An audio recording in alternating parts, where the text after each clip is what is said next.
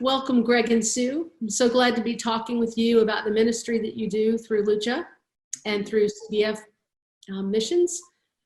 And I want to take an opportunity to ask you a few questions so that River Road Church can hear the things that you are doing in ministry right now. We're sorry that you couldn't be with us in person this spring, but we look forward to doing that sometime in the future. I don't think we realize the challenge that folks face. We think that if we get food to the food bank, that they're going to get it. Or even though we're struggling to figure out Zoom or technology, and we manage, sort of, we don't realize what it's like on the other end to not be able to navigate. We don't understand those challenges, I don't think. You can't get to the food bank to get your food. You don't understand how to access the internet and the technology that's available. I think that that's kind of difficult for us to get ourselves to understand. It's been really hard. When the schools closed, one of our first concerns was the kids and the school kids, and making sure that each of the parents have access to the technology that their kids need to continue work online. It's so essential for kids who come from non-English speaking families to continue that educational process.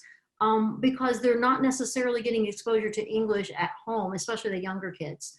And so it's really, really important that they maintain and don't fall behind. Many of them fall behind anyway during the summers, but we're trying, add an extra 3 months on there, and they really, really will be behind by the time they go back to school this fall in terms of their English language learning. So we wanted to make sure that they had the tablets or the laptops or whatever was provided by each of their school districts.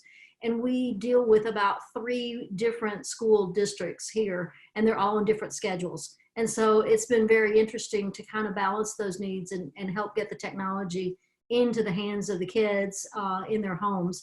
Another challenge has been, as it has been for Greg with online appointments, is just internet access at home. Many of our families don't have that. They don't know how to do that. They don't do email very well. They're not accustomed to communicating in that manner.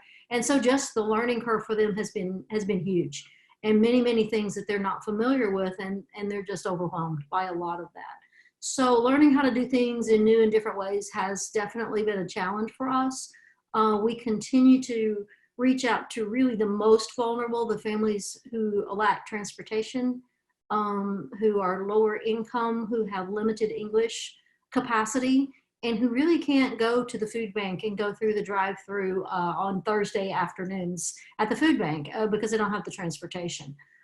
So we focus on those families first to make sure that we know who they are and what their needs are, make sure that they get food assistance each week if possible, and we'll actually deliver that. But that does mean that we go out and we're putting ourselves at risk, and we're behind the wheel driving, and our volunteers are carrying those boxes of food up to the doors, and so in many cases just dropping it off on the doorstep and leaving, waving to the family from a distance as we jump back into the van and drive off. But we're still trying to meet the needs of really the most vulnerable immigrants and refugees and asylees in our community, and that does continue.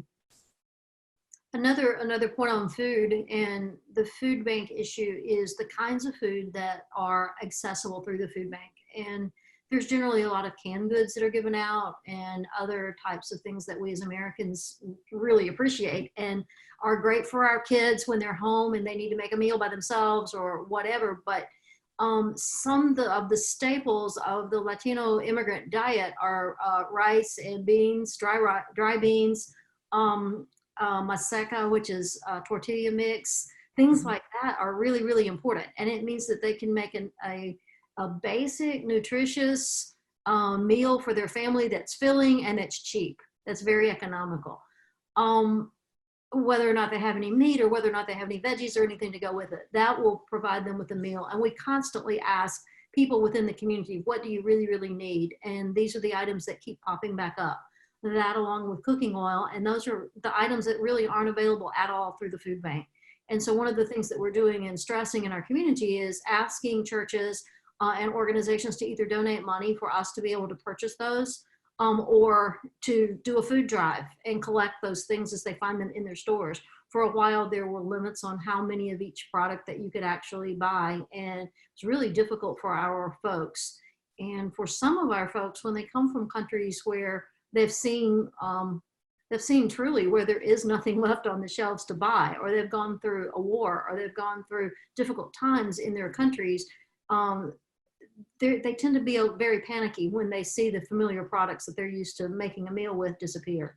And they go to the grocery store and they can't find these things. And so part of it also is reassuring them that there is going to be enough food, and we will be able to get to them the products that they know how to make a meal out of. We're always in need of rice, dry beans, and maseca. And if you are interested in doing a food drive or a virtual food drive or something to that effect, and would like to collect those items when people are shopping in their own grocery stores and shopping for their own groceries, if they would just pick up a couple of bags of maseca or a few extra bags of rice and beans, and set them aside for us. We may not be able to get them right now, but that is something that we need on an ongoing basis. And we often have trouble just going to the grocery store and finding enough to supply 30 to 50 families a week with those essential products. And so any help along those lines that you can give would be greatly appreciated. Funds to purchase the food just designated for food assistance for immigrant families, or the actual food products themselves, those are very, very helpful. Are there other challenges related to the quarantine that you would bring our attention to, that you're seeing families face? I think childcare issues and what to do with kids that are home all day. Goes back to the discussion we were having about the school and being able to keep the kids engaged with schoolwork on their own. Some of them do very well with that, but there are a lot of kids who are less motivated, or who are younger, or who don't have the English skills to be able to engage very well.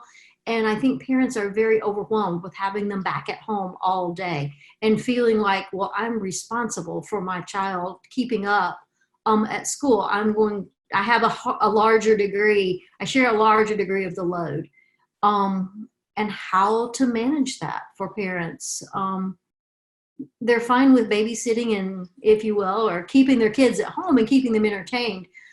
But when you think about how we generally think with our kids about educational opportunities and engaging them in good, healthy, positive activities at home where they learn while they are playing, a lot of our families aren't very good at doing that. And that has been just being quarantined, being at home with their kids all the time and feeling that pressure to keep them engaged in positive activities has been really hard on them.